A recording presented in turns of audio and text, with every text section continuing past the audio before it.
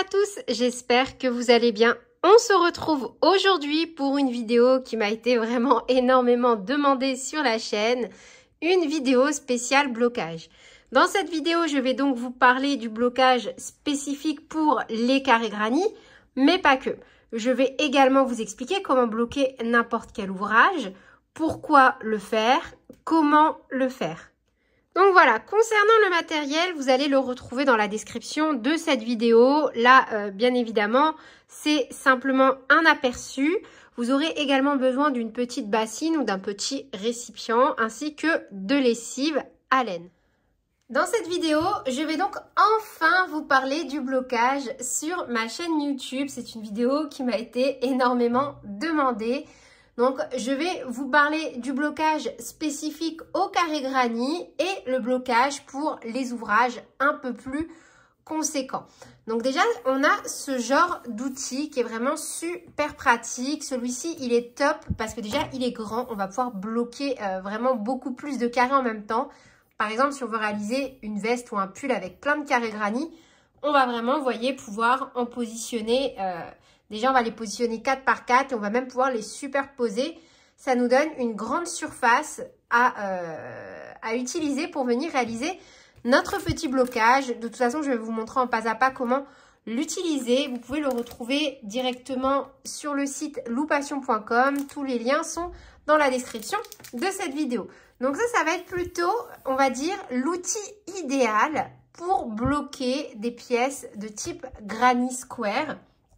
Et ensuite, on va avoir pour la réalisation de grands ouvrages, plutôt des structures en mousse. Donc là, moi, c'est un ancien tapis que j'ai gardé. Donc là, je vous montre qu'un seul carré, mais j'en ai une dizaine. Du coup, j'ai recyclé. C'est un ancien jouet que mon fils avait avant, un tapis en mousse. Et je l'utilise donc pour bloquer mes grandes pièces à l'aide de petites épingles comme ceci.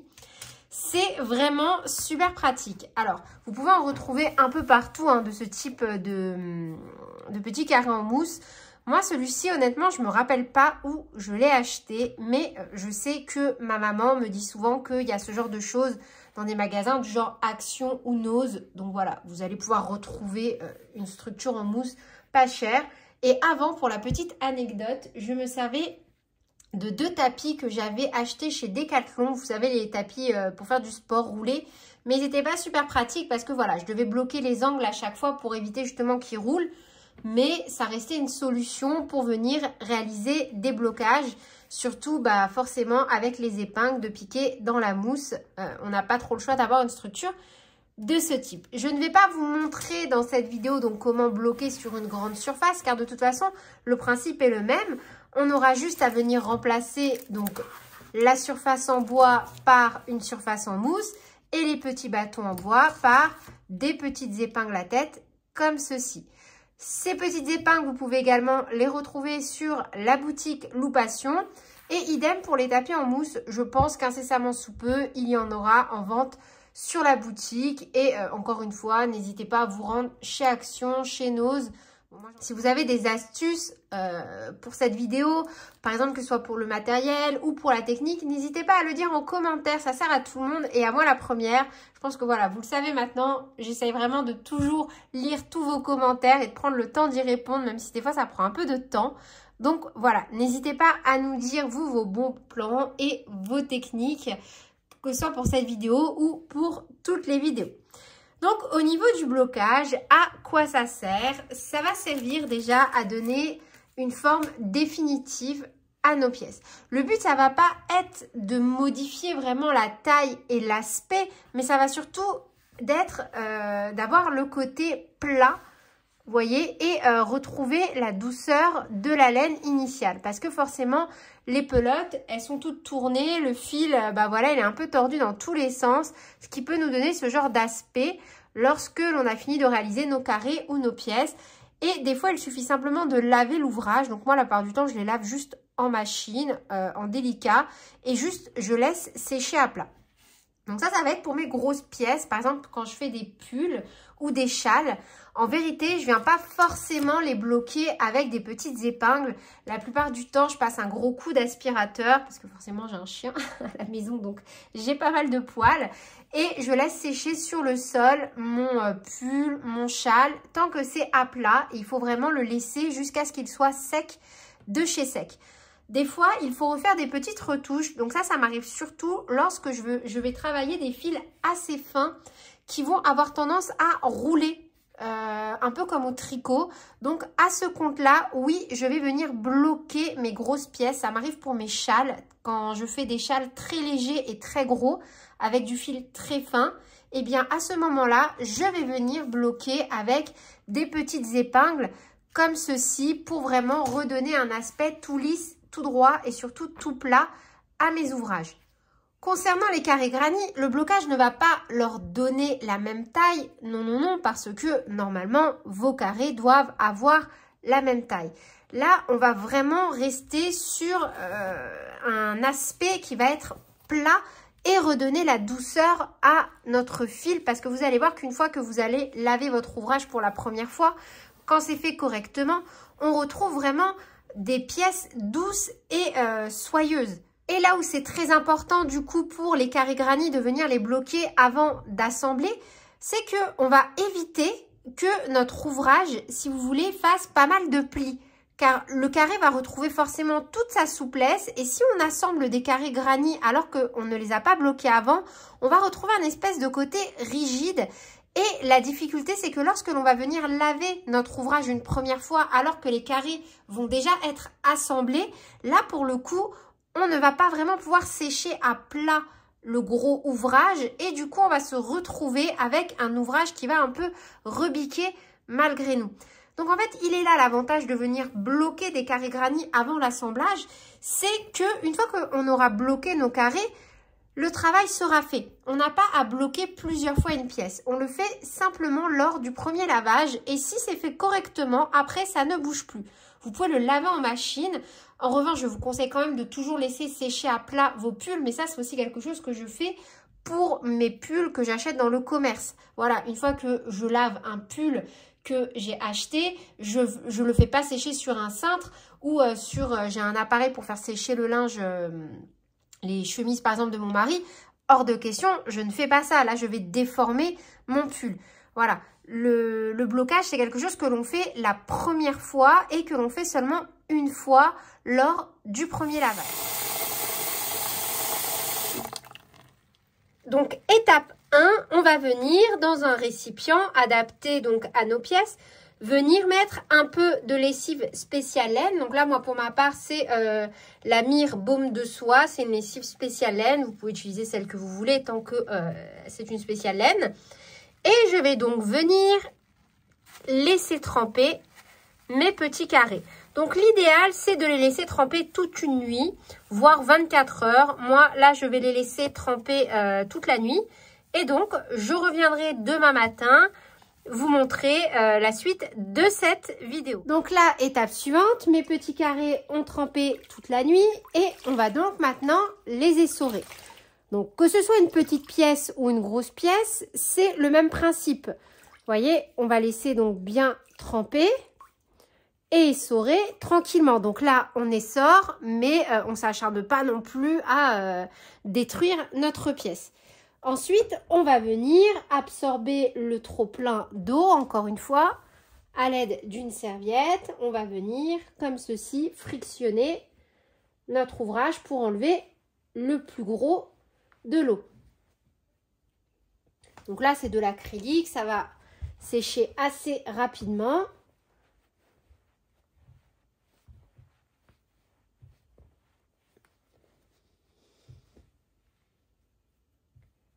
Et voilà, donc là, vous voyez l'état de mes pièces. On pourrait dire, oh, c'est détruit. Pas du tout. Vous allez voir, maintenant, on va passer à la partie plus fun, qui est donc le blocage à proprement parler. Donc, une fois que l'on a essoré nos pièces, on ne va surtout pas les laisser sécher dans cette configuration à l'air libre. On va venir les bloquer tout de suite. C'est vraiment super important. Donc là, finalement, on est un peu en crash test, vous et moi, car en fait, j'ai reçu donc la veille ce petit bloqueur exprès pour les carrés granit. Et je vais donc m'en servir pour la première fois. Donc, je vais venir positionner dans les angles mes petits morceaux de bois, comme ceci. Et tout simplement, vous voyez, hop, les enfoncer dans les petits trous. Bah, du coup, c'est super pratique. C'est super bien fait. Ça passe tout seul. Et on va venir donc, tout simplement, mettre à plat notre ouvrage. Donc là, vous voyez, c'est nickel. Alors, soit vous pouvez donc refaire la même chose à côté, ou alors là, le côté, donc ce que je vous expliquais, super pratique, moi ça va être mon cas, on va pouvoir venir bloquer de multiples pièces d'un coup, en superposant tout simplement nos petits carrés granit. Donc là, vous voyez, j'ai superposé ma pièce et le bois va venir tout simplement, naturellement, accrocher au niveau de l'acrylique, de la laine ou du coton et venir faire en sorte que nos pièces ne se touchent pas.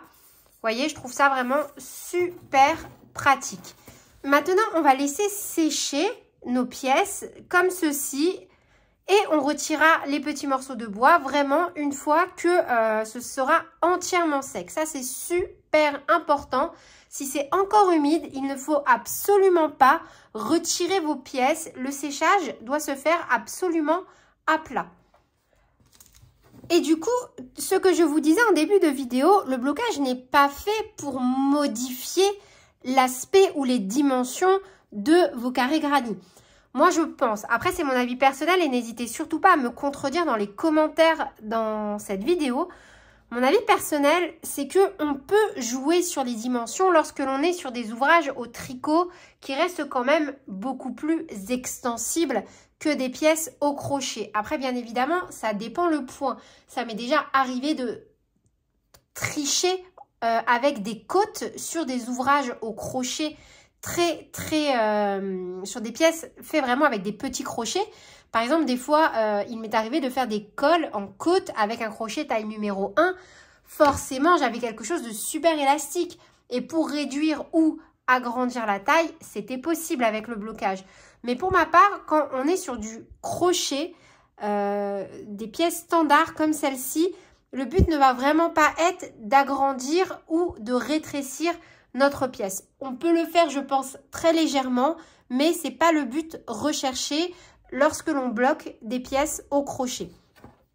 Donc pour preuve, là, mon carré mesurait 12,5 cm avant blocage et après blocage, vous voyez, on est toujours sur 12,5 cm. Moi, je pense que c'est aussi important pour garder un joli aspect harmonieux, de ne pas trop trifouiller sa pièce et de ne pas donc venir vraiment créer des modifications sur la taille. Voilà, j'insistais juste sur ce point parce que c'est des questions qui me sont assez souvent revenues, plein de questions sur le blocage, donc j'ai essayé de répondre à toutes ces questions dans cette vidéo. Mais vraiment, encore une fois, n'hésitez pas si vous avez des questions à les poser en commentaire. Et je vous remercie tous, vraiment, vous êtes adorables quand vous vous répondez les uns aux autres aux réponses. Ça, c'est vraiment aussi super gentil de votre part.